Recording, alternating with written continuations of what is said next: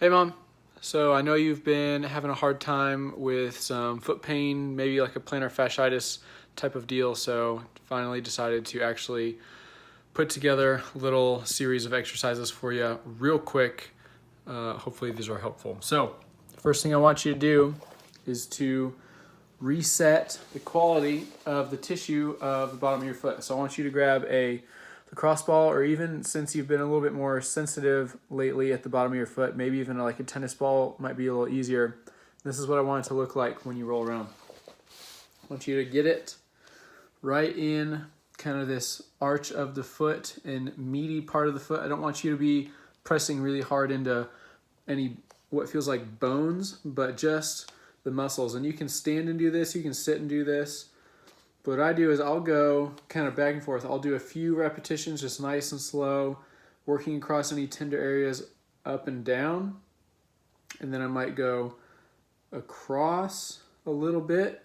You don't need to go all the way across the foot, but just right across kind of this inside part of the foot where it might be more sensitive, and maybe kind of into the arch of the foot a bit.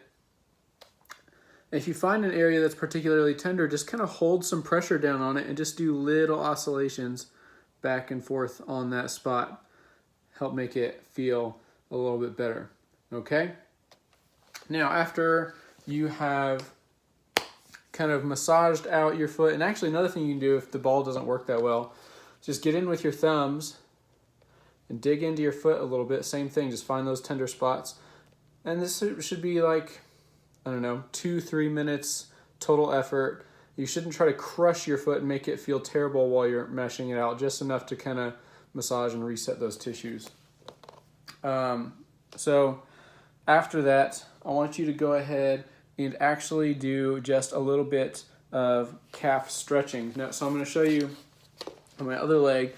There's a couple stretches we can do. I'm going to show you two options. Option one is, in this scenario, I'm going to be stretching the back leg, not the front one, but I'm going to be stretching this one. You're going to bend your front leg forward and keep the back leg straight. And you're just going to lean forward. Try not to let that back heel come off the ground.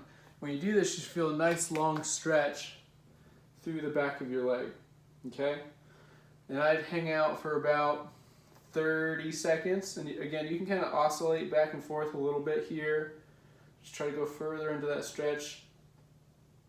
And then also you can stretch by bringing this knee forward. And when you do this, you might feel that stretch a little bit lower down in that calf. Similarly, if you don't like that stretch, you can come up to a place where you can grip the side of a wall or a frame here.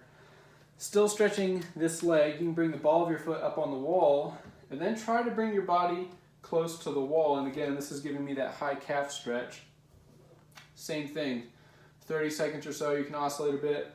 To get the low calf, you can bring that knee forward for another stretch of 30 seconds or so. That second set of stretches, if you're having a lot of tenderness at the heel, those might be tougher, and so I would go for that first set of stretches first. All right, after that, we are now going to improve the coordination in your feet, because if your feet have really good coordination, then the muscles and tissues in the area are much less likely to get irritated. So we're going to do something called toe yoga, and this is how I like to do my toe yoga. One, we're going to start,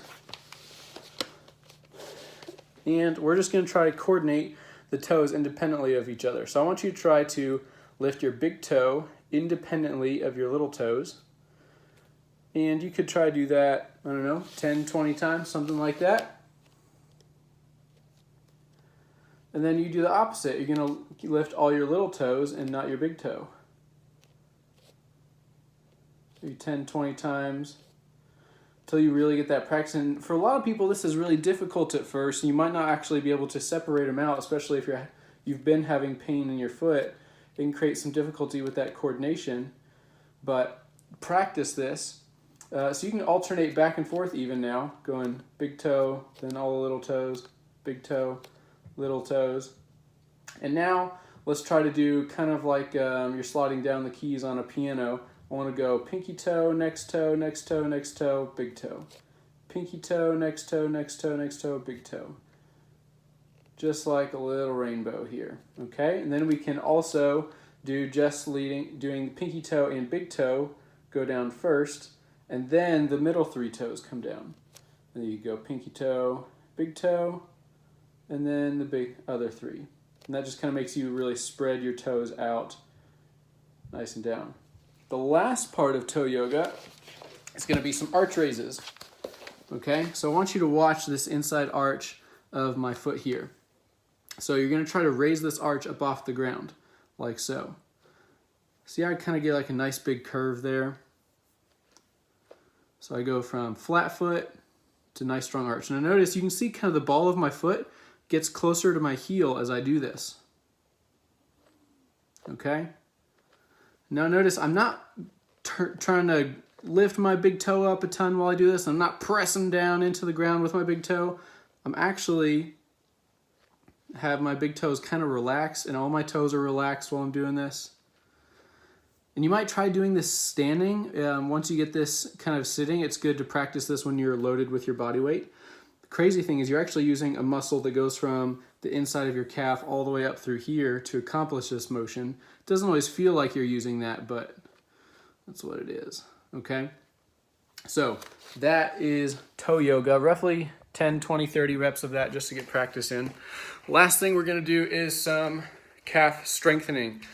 All of this is for naught if we don't actually strengthen the calf. So I like to do this at the stairs.